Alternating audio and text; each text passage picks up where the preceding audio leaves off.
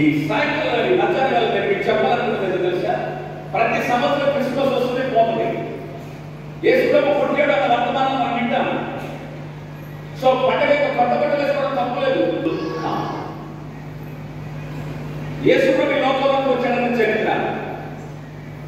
రెండు మాటలు చెప్పండి. Jesus is a prophetical person. యేసుప్రభు ప్రవచనాత్మక పురుషుడు. ఆమె చెప్పండి. యేసయ్య ఈ లోకంలోకి రాకముందు it was foretold, it was prophesied about Jesus Christ and his birth. యేసుప్రభు జననం గురించి ఎప్పుడో ప్రవచించబడింది. ఎప్పుడో తెలుసండి? ఏదేలు తోటలో నుంచి ప్రవచనం స్టార్ట్ అయింది. ఆమె చెప్పండి. ఎక్కడ నుండి అంటే మొదటి మానవుడు ఆది మానవుడు అనేటువంటి ఆదామును దేవుడు చేసి ఏదేలు తోటలో పెట్టాడు కదా. ఏదేలు తోటలో పెట్టబడిన అప్పుడు ఎప్పుడైతే దేవుడు వాగ్దానం పండించినాడో ఆ ఏదేలు తోట నుంచి బయటికి గట్టి వేయబడాలనుకున్నాడో అప్పుడే దేవుడు ప్రవచించాడు. The first prophet is God. ఆమె చెప్పండి. The first prophet in the world నా పిల్లల్ని దూరం చేసినందున, నా పిల్లల్ని వాగ్దానంలో చేయించినందున, నా పిల్లలను పడేసినందున నేను మీకు ఒక శాపం పెడుతున్నా. ఇంకొకటి జ్ఞాపకం ఉంచుకో, నీకును స్త్రీ సంతానానికి వైరం కలుగుతుంది. ఎవరికి? అందరూ ఎవరికి? పాముతో మాట్లాడుతుంది, సర్పంతో మాట్లాడుతుంది. నీకును స్త్రీ సంతానానికి. ఓ సాధకుడా, ఓ లూసిఫర్, ఓ అపవాది, ఓ దైవ, నీకును స్త్రీ సంతానం. అందరూ కూడా మనందరూ ఎవరి సంతానం చెప్తారా? మనందరూ పురుష సంతానం. నన్ను తీసుకెళ్ళి కాలేజీలో She is a vessel, she is a vehicle to bring me to this world. ఈ లోకంలోకి నన్ను తీసుకురావడానికి మా అమ్మగారు కేవలం ఒక వాహనం మాత్రమే, ఒక పాత్ర మాత్రమే. మా నాన్న లేకుండా నేను రాలేదు. అందుకని దేవుడు ఏదైనా తోటలో ప్రవచనం చెప్పాడు, సర్పంలో చెప్పాడు. రే నా పిల్లలను పడేస్తావా?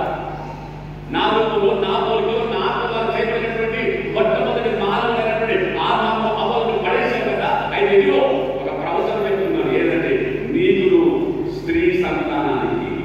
యేసుప్రభు ఎవరు చెప్పండి? పురుష సంతానమా స్త్రీ సంతానమా? యేసుప్రభు స్త్రీ సంతానం. యోసేపుతో ప్రదానం చేయబడింది కానీ వివాహం జరగలేదు. దేవునికి స్తోత్రం కలుగునుగా. విధవెక్కలుగా చదివారు.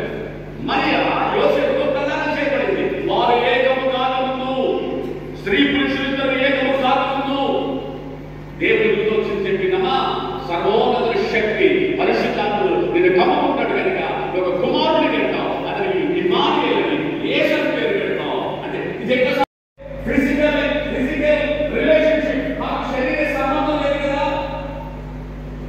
ఇదే సాధన అంటే దేవుడు కాబట్టి సర్వోన్నతమైన దేవుని శక్తి నిన్ను కుమారుని కంటావు, అతను పరిశుద్ధుడు అన్నారు. ఆమె కీర్తన 50 ఏమంటే దాని పాపములు పుట్టారు, పాపములు తల్లి కదా. మన హిందూ సోదరులు మాట్లాడుతూ సార్ చంద్రబాబు కర్మపాపం చెప్పండి. చంద్రబాబు ప్రతి మానవులో చంద్రబాబు ఉంది. నువ్వు చేసిన చంద్రబాబు చేయకుండా simple nature in your body.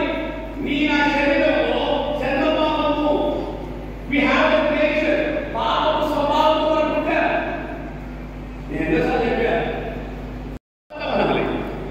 ఏబిసిడీలు నేర్చుకున్నట్టు ఏబీ రావట్లేదు కానీ పక్కన పెళ్లి తీసుకున్నాడు. దాన్ని దొంగతనం అంటాం. తీసుకున్నామని అంటే లేదంటే దాన్ని ఏమంటాం అంటే వీరి లోపల ఆ స్వభావం ఉంది, ఆ గుణం ఉంది.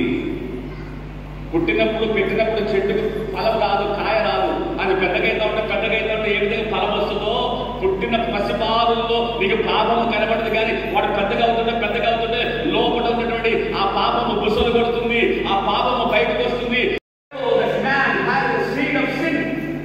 పాపము విత్తనము మానవుడు ఉంది. యేసు అందుకే స్త్రీ సంతానం వచ్చాడు. దేవునికి స్తోత్రం కలుగునుగాక. పుట్టబోవాడు పరిశుద్ధుడు. No one upon this face of this earth has taken a birth of holiness. పరిశుద్ధుడు ఈ లోకంలో ఎవడు పుట్టలేదు. అందుకని నీకు స్త్రీ సంతానానికి వైరం కలుగుతుంది. నీవు పాము నువ్వు అతని మడమ మీద పడతావు.